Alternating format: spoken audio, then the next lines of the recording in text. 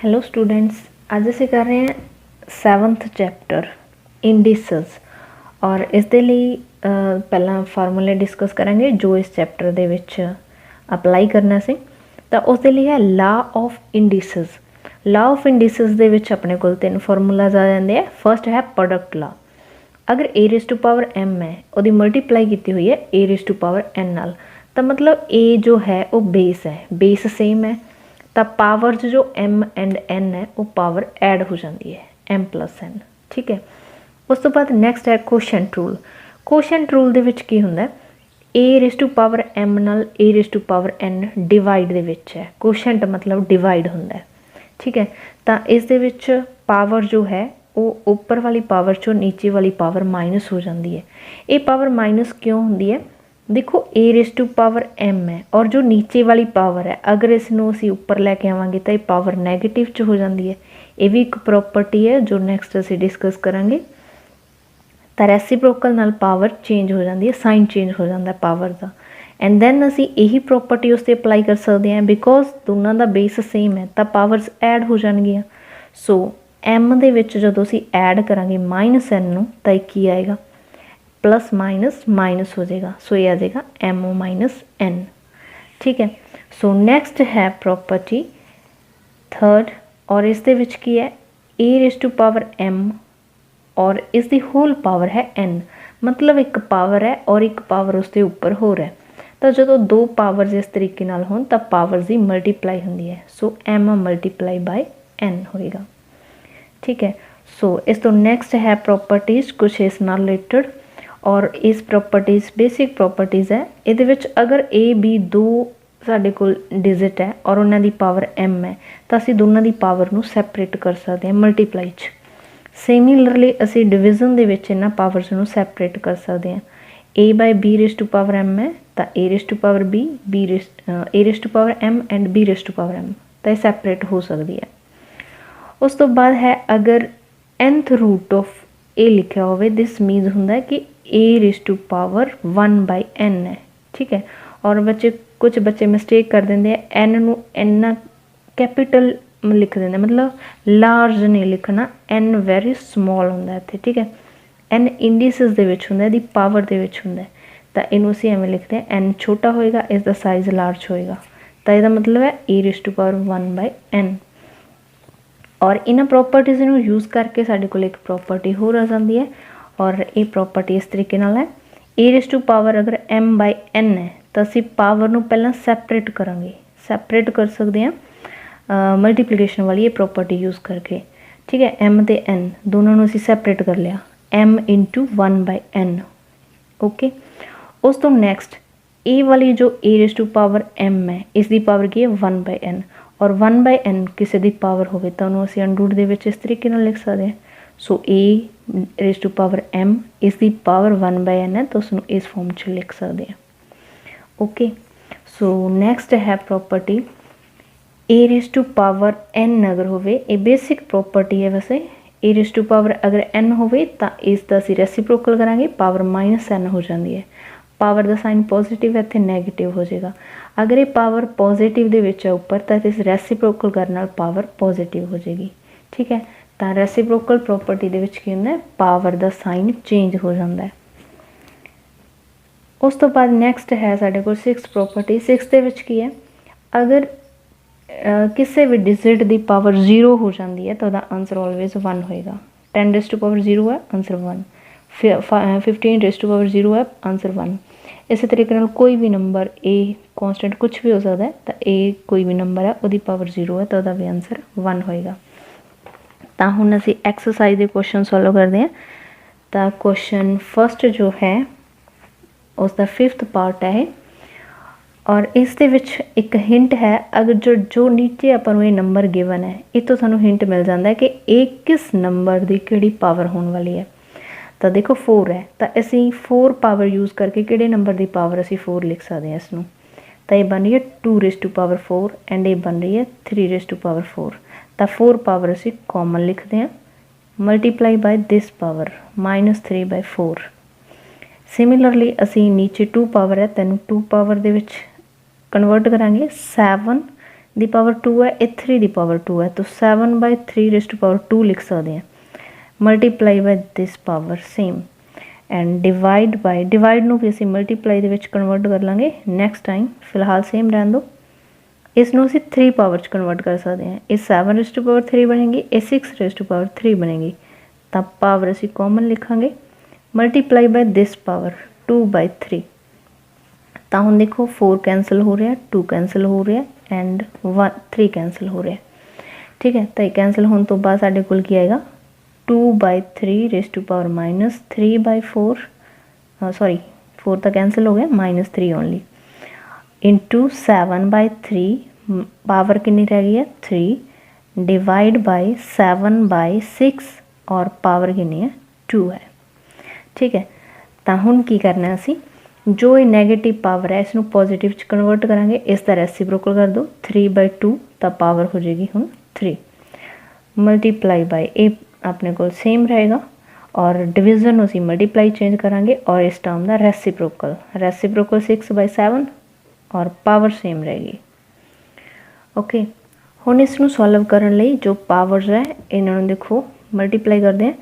3 raise to power 3 है तो 3 times, into 7 raise to power 3 है तो 3 times 7, plus 6 raise to power 2 है तो 2 times 6, next 2 raise to power 3, so 3 times and 3 again 3 times and again 7 2 times. Okay, then cutting कर दो, 7 2 times cut हो जाएंगे, 3 इंटू 2 6 कट हो जाएगा, 3 इंटू 2 6 ना कट हो जाएगा एंड ये 1 3 जो है 3 नाल कट हो जाएगा और अपने को की रहेगा 3 into 3 into this 7/2, so this is equal to 63/2। अगर पॉइंट्स कन्वर्ट करिए तो आएगा 31.5। ओके, तो फर्स्ट क्वेश्चन साडा ये सॉल्व हो चुके हैं। उस तो बाद नैक्सट क्वेश्चन सॉल्व करते हैं, 4th क्वेश्चन का 4th पार्ट। 4th पार्ट दे विच देखो सब तो पहला असीं बोर्ड मास के अकॉर्डिंगली जो अंदर वाली ओपन ब्रैकेट है असीं इनू सॉल्व करांगे, तो बाकी जो है ये सारा सेम एज लिखना है। इसकी है -1 पावर, तो इनू +1 च कन्वर्ट कर ले इसका रेसिप्रोकल करांगे। ठीक है, तो इसका रेसिप्रोकल हो गया। उस तो बाद करली ब्रैकेट, हुण ये ब्रैकेट के अंदर असीं सॉल्व करांगे, तो इन्हां दा एलसीएम लवांगे। ये है 1 और इसके नीचे 1 - n और इसका एलसीएम क्या आएगा 1 - n, सो इनू मल्टीप्लाई करो 1 - n नाल, ए -1 एज इट इज़ रहेगा और नीचे एलसीएम तो बाद 1 - n आएगा। सो एक करली ब्रैकेट की पावर -1 एंड एक क्लोज्ड ब्रैकेट की पावर -1 सेम एज, सो -1 नाल -1 कैंसल हो जाएगा, तो अपने को की आएगा ये रहेगा -n/1 - n और is this raise to power -1। So हुण ए वाली ब्रैकेट नूं सॉल्व करांगे तो इसकी पावर है -1, तो इसका हो जाएगा रेसिप्रोकल और इसका रेसिप्रोकल लवांगे तो साडे कोल की आएगा 1 - n/-n। ठीक है, और उस तो बाद साडे कोल है ये साइन जो नैगेटिव साइन है, ये नैगेटिव और ये नैगेटिव साइन प्लस हो जाएंगे, सो 1 + 1 - n/n।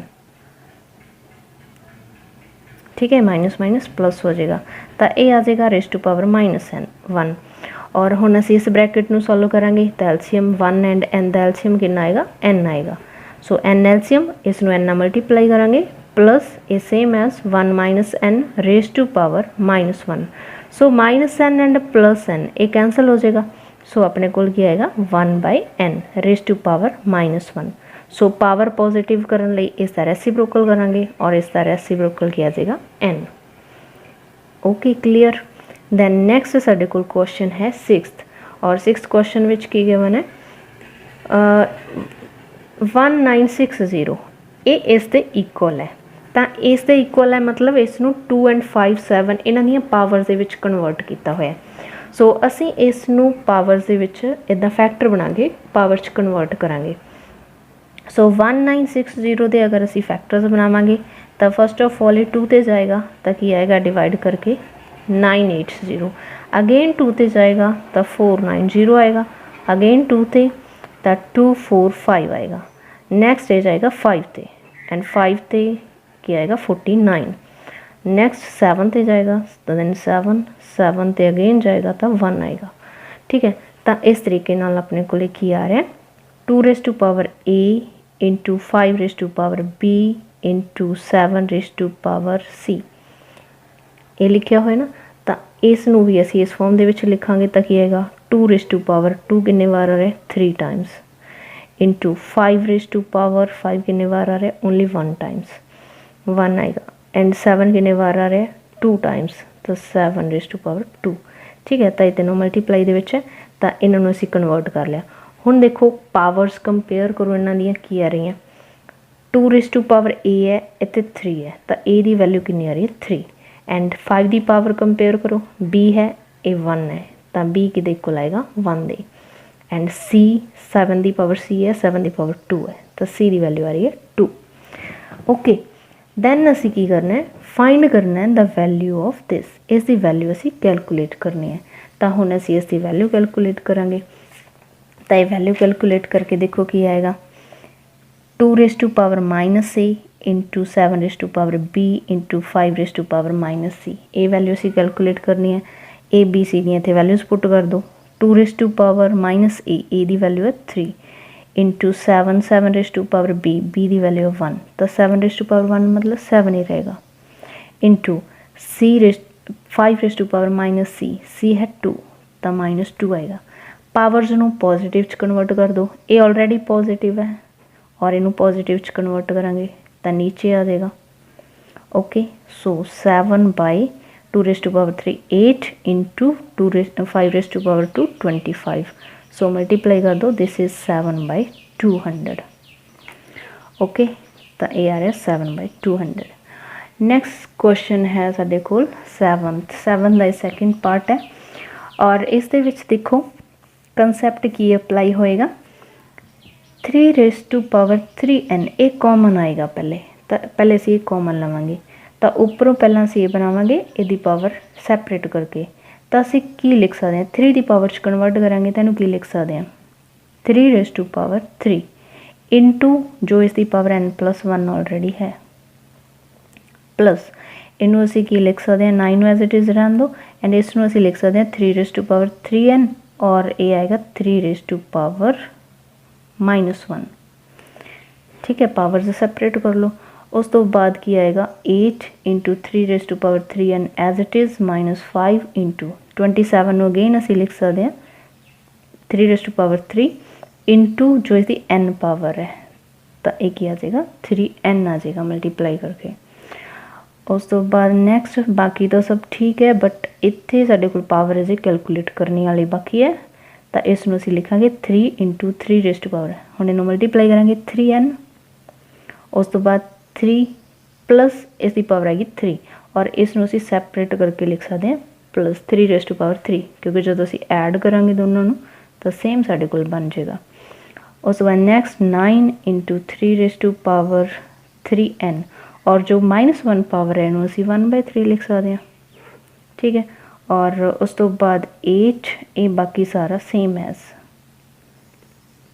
हुण 3 रेज़ टू पावर 3n देखो सारे विचों कॉमन आ रहा ऊपर कॉमन आ रहा तो इसनूं असीं कॉमन लवांगे तो इसनूं कॉमन लैन तो बाद देखो की आएगा 3 रेज़ टू पावर 3n ऊपर तो common 3 raise to power 3n नीचे तो कॉमन ऊपर गया रहा 3 into 3 raise to power 3 plus इतने की आ रहा है 9 इंटू 1/3 डिवाइड बाय नीचे की बच रहा है 8 माइनस ये बच रहा है 5 सो इतना कैंसल हो जाएगा this is equal to 3 into 3 raise to power 3 करांगे की आएगा 27 प्लस इनू असीं कट कर सकते हैं तो 2 आएगा 8 माइनस 3 8 माइनस 5 करांगे तो की आएगा 3 आएगा सो आ जाएगा 81 प्लस 2/3 सो 81 प्लस 2/3 नाल 3 नूं कट करांगे तो 3 आएगा सो प्लस 3 सो आ जाएगा 84/3 सो 84 नूं 3 नाल डिवाइड करांगे तो आ जाएगा 28।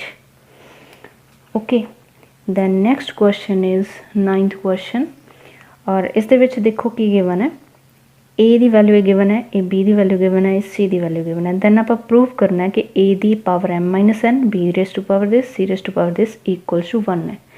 तो असी ए वाली पावर नूं सॉल्व करना पहला स्टार्ट करांगे। तो ए की जो वैल्यू है x raise to power m plus n y raise to power l, ये सारे की पावर लावांगे ए वाली m माइनस n। उस तो बाद बी की वैल्यू इत्थे पुट कर दो तो की आएगा x raise to power n plus l y raise to power m, ये सारे की पावर आ जाएगी n minus l।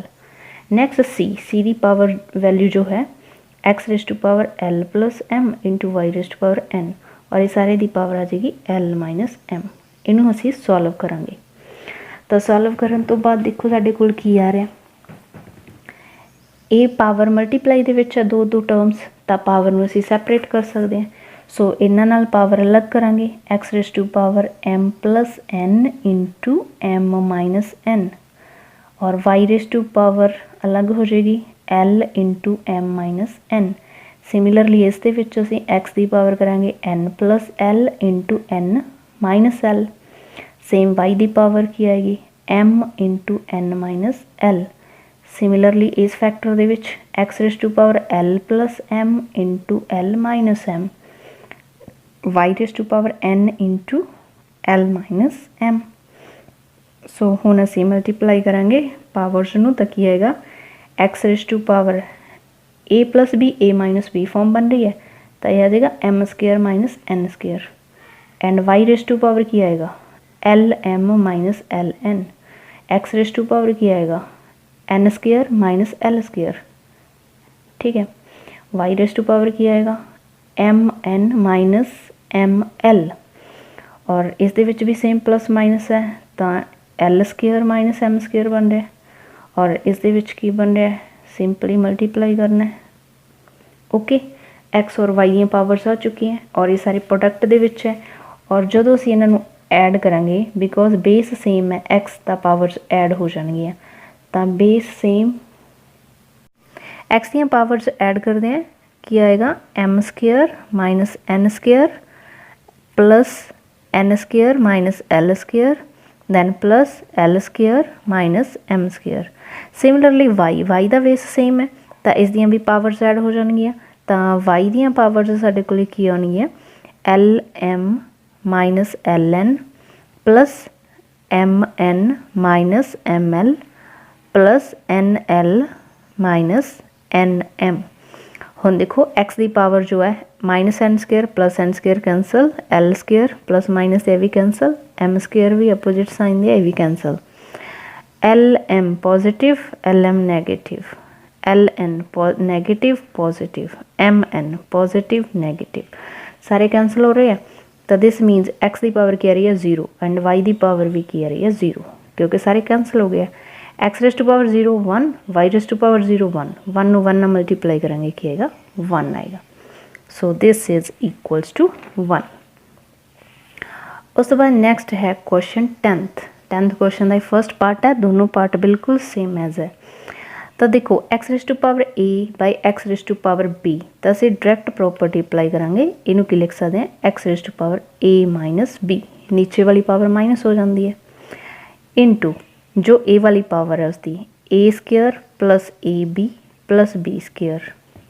Okay, similarly x raise to power b by x raise to power c है, तो इनू की लिख सकते हैं b minus c into a वाली power b square plus b c plus c square. हुण सिमिलरली थर्ड फैक्टर जो है x रेस टू पावर की है c minus a into a factor c square plus c a plus A square.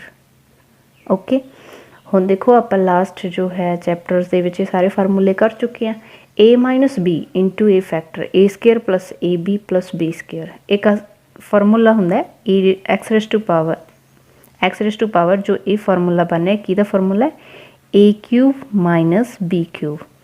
Similarly a जो formula बन रहा है ये बी एंड सी नाल है, तो B cube minus c cube बन रहा है, एंड इतने सी एंड ए यूज हुए है, तो ये फार्मूला बनेगा c cube minus a cube. हुण बेस सेम है एक्स, और इस दी पावर्स ऐड कर दो, a cube minus b cube add होएगा b cube minus c cube, then add होएगा इस दे विच c cube minus a cube, sorry c cube minus a cube, ठीक है। और इस दे विच देखो ए क्यूब प्लस दा है माइनस दा कैंसल, बी क्यूब माइनस दा प्लस दा कैंसल, सी क्यूब माइनस दा प्लस दा cancel. So x raise to power दे विच कुछ नहीं बचिया, जस्ट 0 है, और एक्स रेस टू पावर 0 की होएगा 1 होएगा। Okay, thank you for watching.